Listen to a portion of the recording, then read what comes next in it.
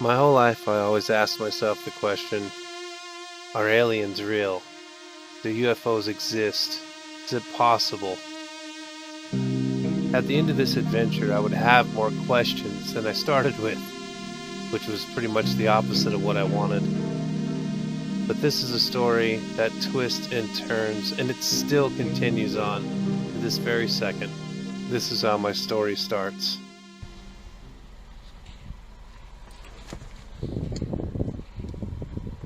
It is going to be a very interesting evening. That's all I can say.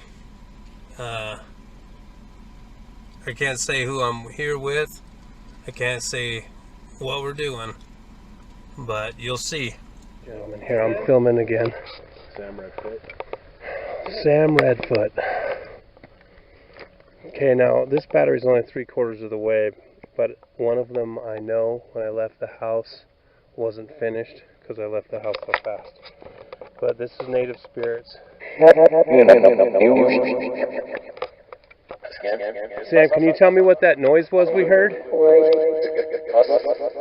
Us? I completely got the chills right now. Well, no good. What was that noise, Sam? Tell us.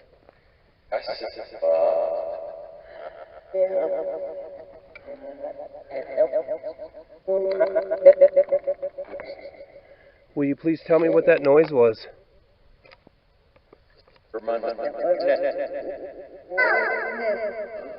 Bro, look at my battery.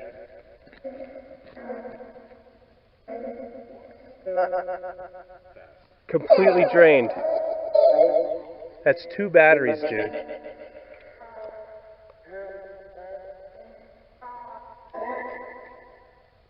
What was that noise, Sam? Snarly. It was a snarl. At the end of the night, I had no idea where the person I was with had intended to take all this. Where else could it go? But the fucking Travel Channel, of course. One of Ryan's colleagues, Dave Miller, is a ghost hunter, but his recent graveyard investigation may have scared out more than restless spirits. What happened out here in the cemetery? Right over there by those benches is where it all started. Ryan had just walked around the side of the car. I heard a growl, grunt, snarl, and I could see this huge presence coming at us. It's so dark out here at nighttime, it's completely black, so I could see the shape of it, and I could see Ryan's reaction, which empowered my reaction, which was to go backwards. It was completely coming at us. The cameras were going in and out while all this was going on. I drained like 3 batteries out just in a quick 10-minute session. So whatever it was draining energy? Took complete control over my camera. 3 batteries. I was in fear for my life. Yeah. It was like a big shadow. Like a silhouette of something? Silhouette of something coming at us. Oh my gosh. It was big. Could you see through it? No. So it was solid? It was solid. You know what? I was running from a monster. I'm 48 years old, and I can honestly look you in your face and tell you that I believe in monsters. Later that night, something really crazy happened, and we were over by the ranch, the UFO ranch. We were driving, and Ryan noticed it. And I'm driving, and I look over to the right, and there it was, this orb light sitting there hovering. And when it went, the front of it spun this way, and the back side of it spun that way, and it was gone. He looked right in my face, he goes, gone, gone. And I started laughing, a nervous laugh, right? Yeah. Did the light appear to be solid? Could you see through the light? Completely solid. Completely solid. Until it spun out. Did you feel anything, static electricity? Did you feel any of that? No, I didn't feel anything static because we were inside the car. Okay. We came here to learn about Dave's close encounter with a skinwalker, and now I hear he's seen UFOs in the area too. Let's rewind back before the Travel Channel show to a 4-mile hike in on private land and a big risk of getting caught.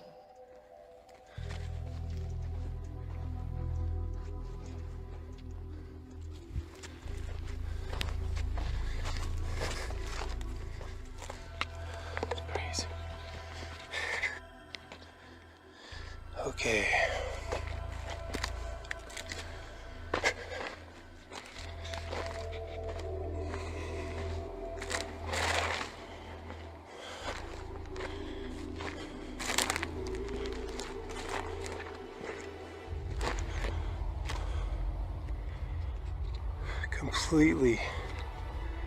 Completely trespassing.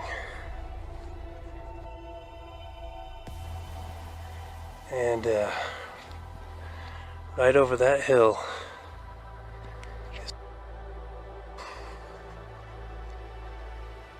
if we get out of here without getting caught, I'm gonna go over on the other side there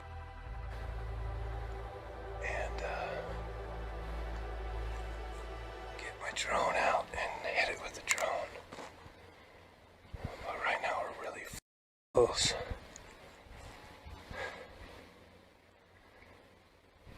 It's scary.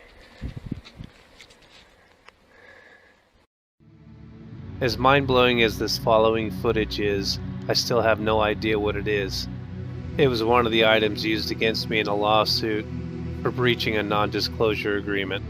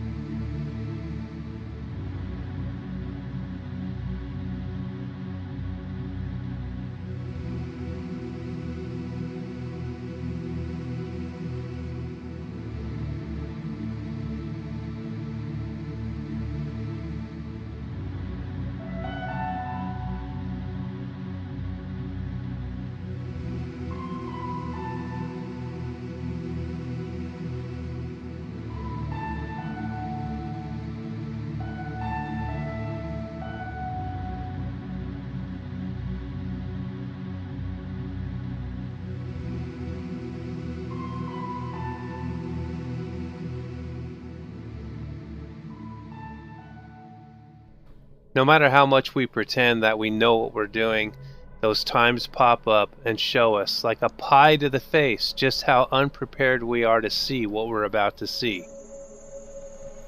All I can tell you is listen. Just listen. There's a whole bunch of them. Yeah, Do you see this one over here? Yeah, one of them turned around. Another one turned around. Jet. I can hear it. Yeah, that's not the jet. Get your phone. Let me get that night vision. Let me get that night vision. Let me get that night vision.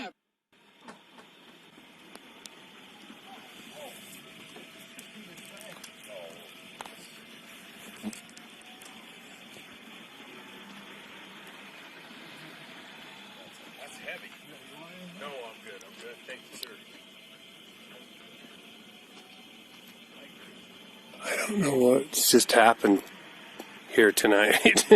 I just have no clue. What I saw looking through this, oh my God, man. I can't even explain it. What the fuck? It's just amazing. Street all the way. I still think I'm gonna come at me. Unbelievable. Learning secrets about the phenomenon is what it's all about for me. On this night, we learned it was hiding in plain sight. With the help of an infrared monocular, we saw it.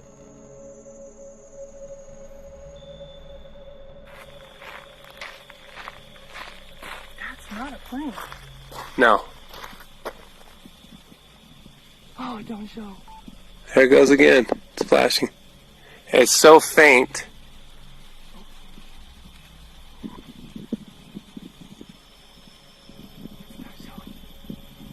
It's too faint. My phone won't even pick it up.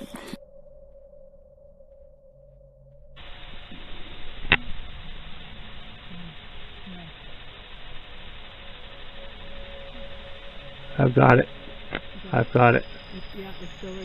It's pulsating. I've got it. I'm videotaping it. Pulsating the sky.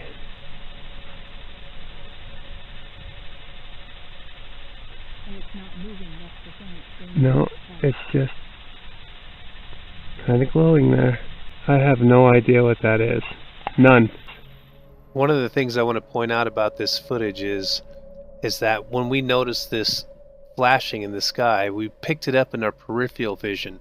If we looked directly at the infrared light, it was gone. It was just wasn't there until I remembered I had the infrared night vision.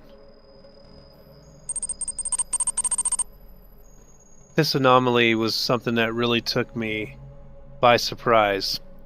I discovered it by a complete accident as I was scanning through a field, and I noticed it hovering about 4 feet off the ground, almost like a jellyfish just floating, illuminating on the bushes around it.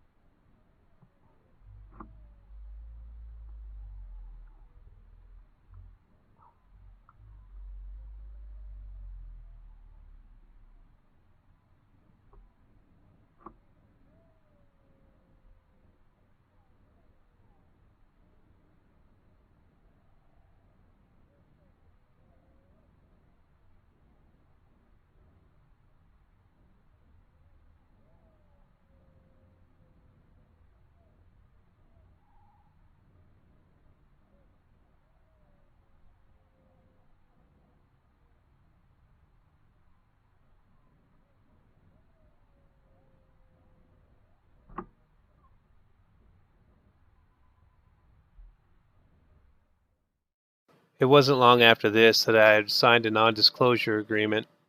I breached the agreement, and soon after, the owner came out on a radio show voicing his displeasure. We had one individual in particular that had signed a confidentiality agreement, an NDA, I don't know, sometime in the past, and ended up breaching that, ended up, not only violating our trust, but going out and making all sorts of false claims and statements that were really not only unkind and unprofessional, but highly inappropriate. And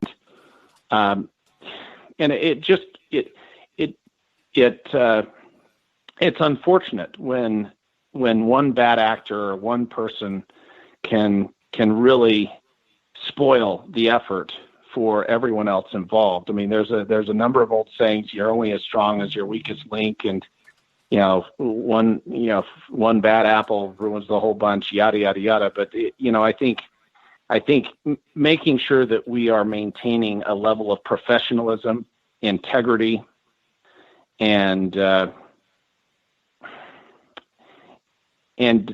discretion with the way that we are approaching these very serious topics is important. So you've seen some of it, you've heard some of it, and I hope you felt some of it. There's 3 sides to all of this. There's my side, there's their side, and there's the truth. And the truth is what all this is about. There's no way you can be under an NDA, a non-disclosure agreement, and be searching for things like UFOs and paranormal activity. It doesn't happen that way. What keeps me in it? I know exactly what keeps me in it and what keeps me going. And that's what this is all about.